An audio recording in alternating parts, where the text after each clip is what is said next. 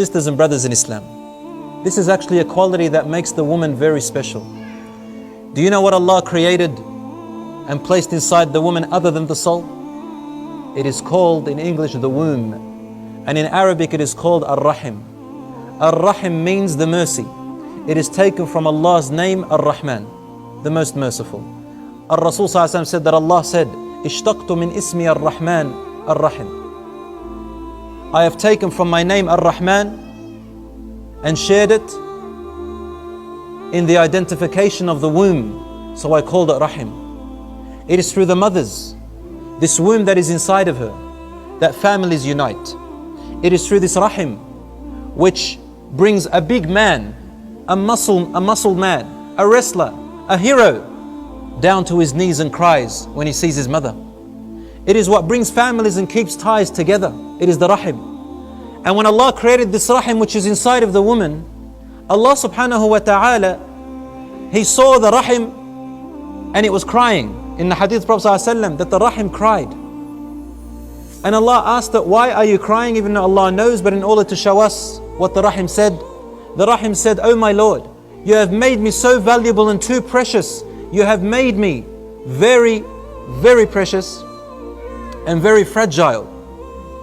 I did not deserve to be broken, and I fear that because you created desires inside of the human beings, they are going to rip me apart and break me. So Allah said, how about this Rahim? That whoever connects you, I will connect them to me, and whoever breaks you, I will disunite them from me. And where did He place the Rahim? In the woman, in your daughter, in your sister, in your mother, in your wife. What does this mean? Oh, the trust is too big. It's too big. If a person thinks about it very deeply, you'd wish you weren't born. You'd wish you weren't born because it's such a big trust. Our desires get the better of us. He placed it in the woman.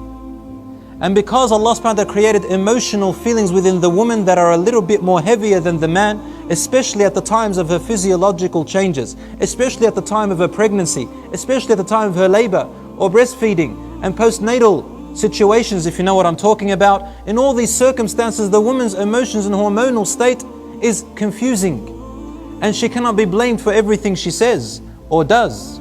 For this reason, Allah put this thing called Ar-Rahim inside of her to give the man a little bit more pressure to monitor this trust and to forego her faults in those times.